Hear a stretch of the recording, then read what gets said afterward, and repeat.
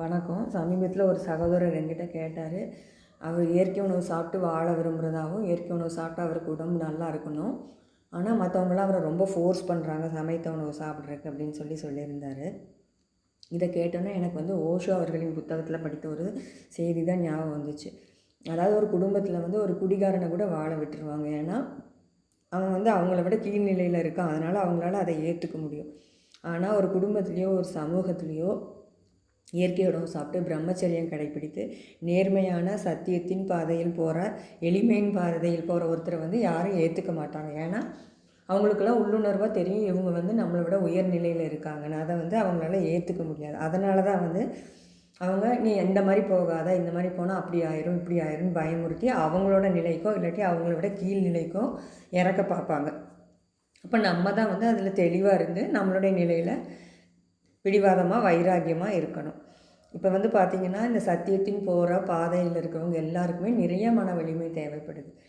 நம்ம வரலாறையே எடுத்துக்கிட்டோன்னா இயேசு, நபிகள் நாயகம், ஓஷோ, யோகானந்தர், யுக்தேஸ்வர், வள்ளலார், இன்னும் அநேக மகான்கள் இந்த மாதிரி சவால்களை சந்தித்து தான் சமூகத்துக்கு நல்லது பண்ணியிருக்காங்க. நம்மளும் அப்படி தான் எல்லாத்துக்கும் இயற்கை உணவு பிரம்மச்சரியத்தின் பெருமைகளே அருமைகளே எல்லாத்துக்கும் சொல்லலாம்னு நினைக்கிறோம்.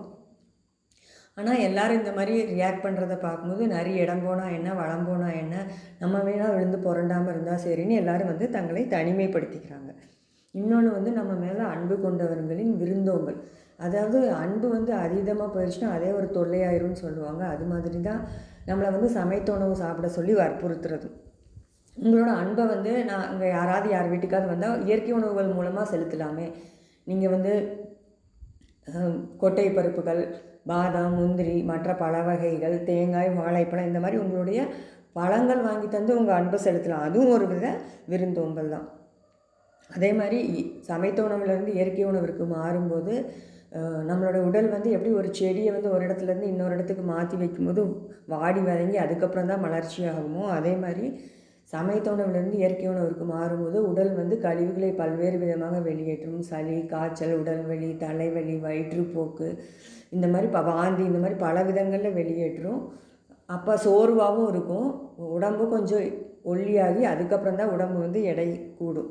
இதை நம்ம புரிஞ்சுக்கிட்டு நம்ம பண்ணுறதே பெரிய விஷயம். இப்போ இந்த நேரத்தில் சமூகத்தில் ரொம்ப ஃபோர்ஸ் கொடுத்து ப்ரெஷர் கொடுத்துட்டே இருந்தால் அதே ஒரு மன உளைச்சலை உண்டாக்கி அதே சம்மந்தப்பட்டவர்களின் ஆரோக்கியத்தை பாதிக்கும் அப்படிங்கிறது புரிஞ்சுக்குங்க.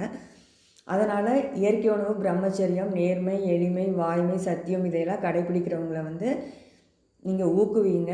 அப்போ தான் நல்ல மலர்ச்சியடைந்த சமூகம் உருவாகும். நன்றி, வணக்கம். பேரின்பம், பரவசம், பிரம்மாண்டம், பிரம்மச்சரியம், இயற்கை, இனிமை, இன்பம், இயல்பு.